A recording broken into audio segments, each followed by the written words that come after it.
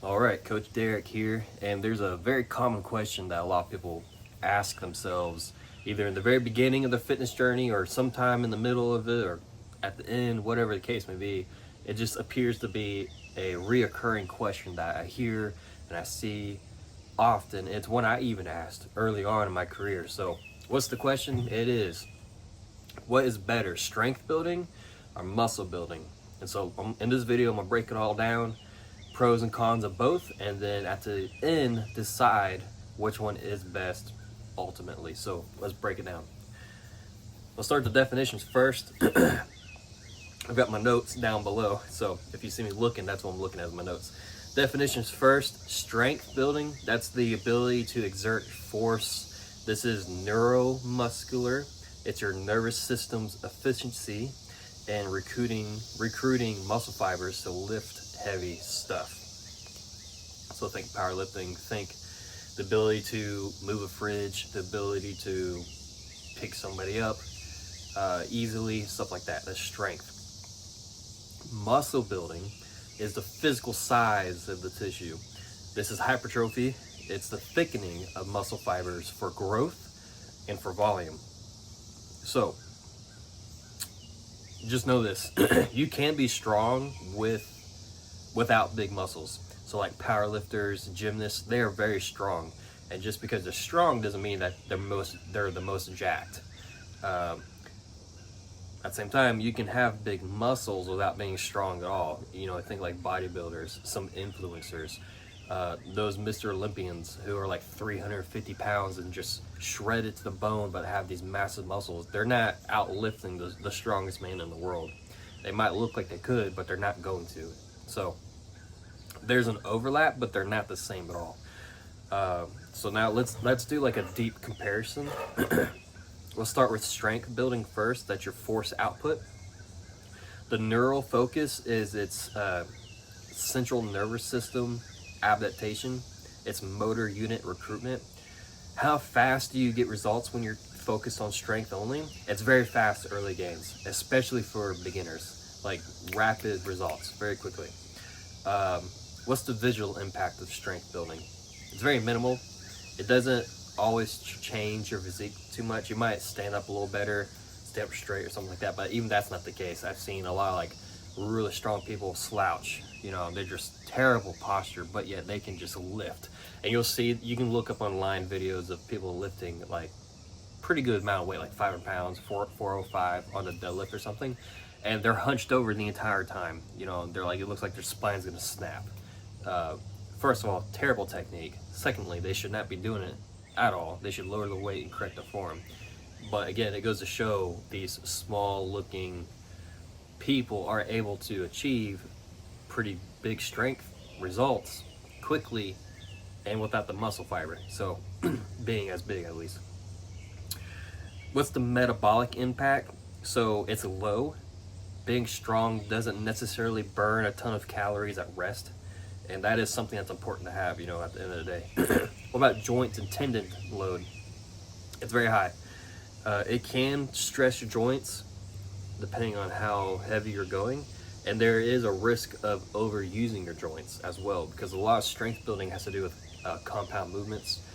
And there's only so many of those. And so as you're building the strength of those movements, you're getting the overuse of your elbows, the overuse of your knees, the overuse of your shoulders. So even the overuse of your hips. What about athletic transfer? You know, if you're strength building, does it help you run faster? Does it help you jump higher and whatnot? It's excellent. There's a direct correlation between strength and athletic ability. It does improve your power. It does improve your explosiveness. It can improve your speed. So it's perfect. It's great for athletic people. How about aging and longevity? Is it good for that?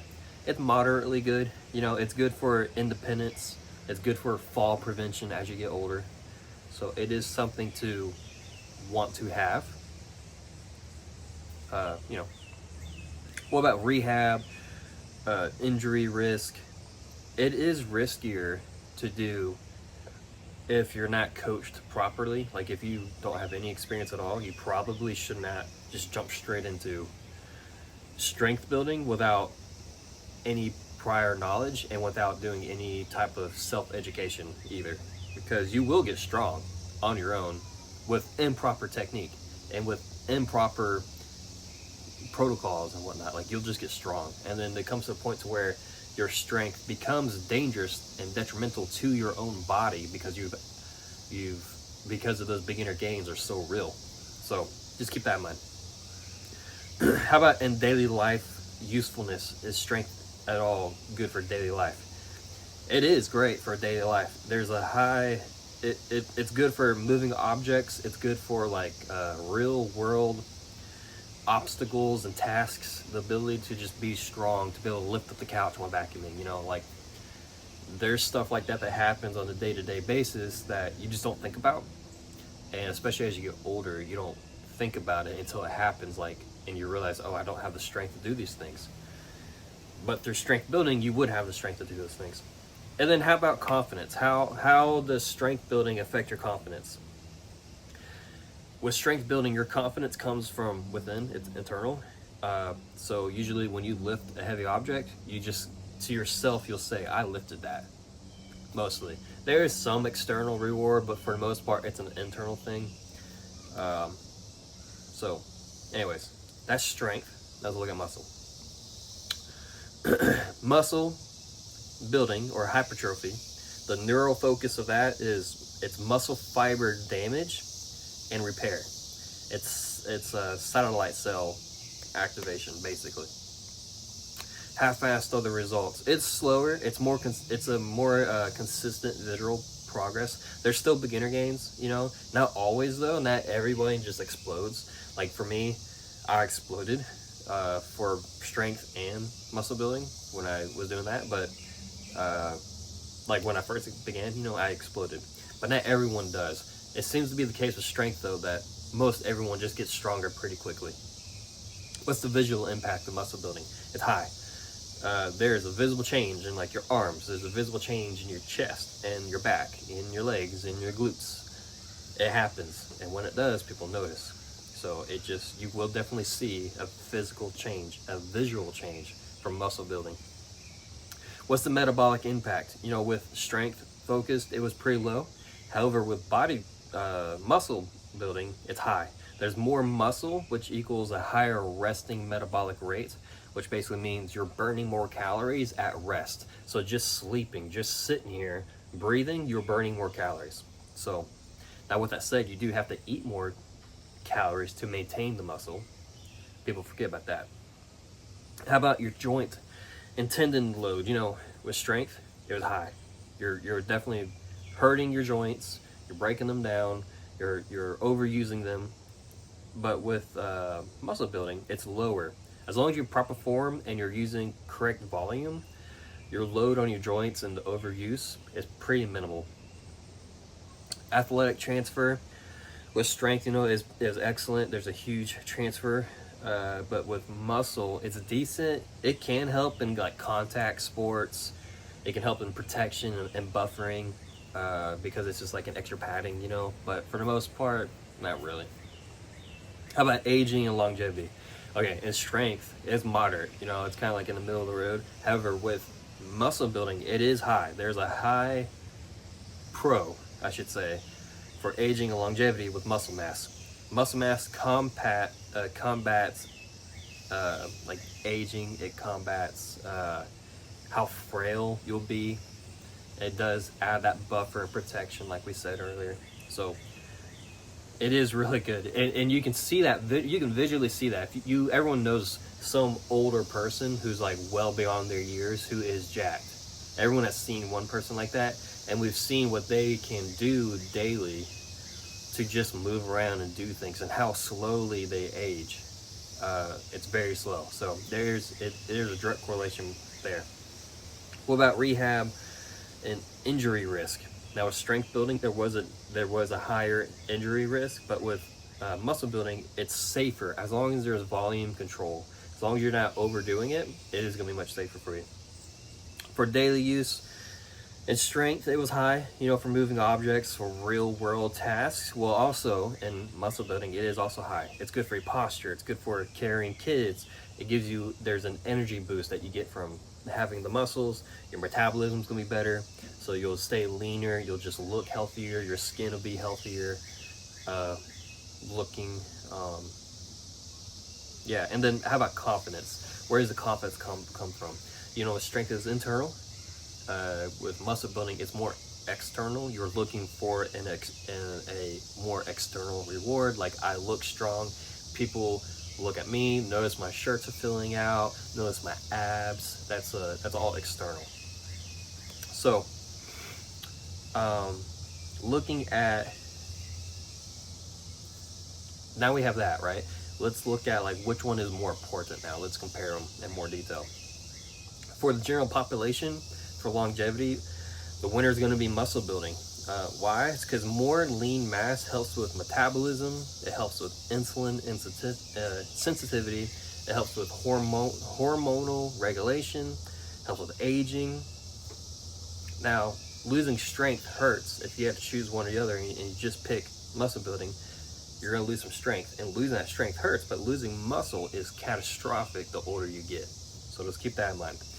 What about for aesthetics? What about for self-confidence? The winner of that is going to be muscle building. You look better with muscles. No one sees your 1 rep max, but they do see your arms, and they see your shoulders, and they see your abs. Plus, more muscle equals, it makes a better pump, and the better pump, the better your training vibe is going to become.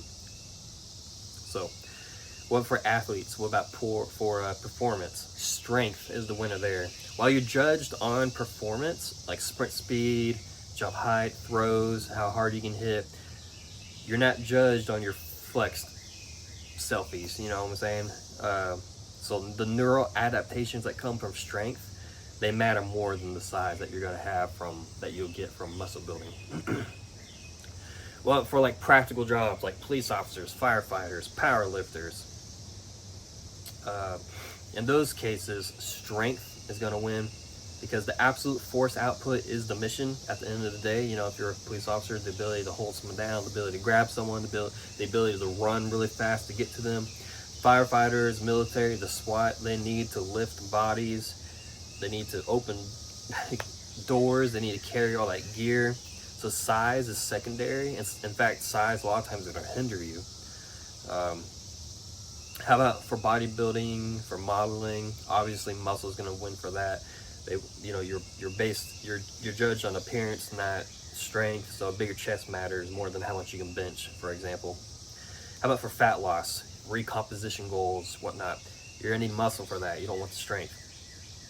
Why? Is because more muscle equals more calories burned at rest, at resting metabolic rate. The more lean mass you have, the easier it is to cut fat and keep the fat off. So strength is the ability and muscle is the potential. One lets you perform, the other gives you the raw material to build performance and maintain it, if that makes any sense at all. So what's the final verdict, right? We got all this information, looked at it all, blah blah blah. If you're a regular person and you're wanting to look better, feel better, age better, perform at a general life athlete level, and have long-term health, you should prioritize muscle building over strength building, even if that means your strength gains are lower. Or I'm sorry, not lower, slower. However, if you are like competing, you have a performing job, like a tactical type job, and they demand maximal output, and you're focused on function over form, you should prioritize strength. Even if that means you don't visibly get better, you know, if you're not looking for that external motivation, strength is the key there. So, if your goal is to train for life, being strong, lean, athletic, injury resistant, hypertrophy is your best long-term investment.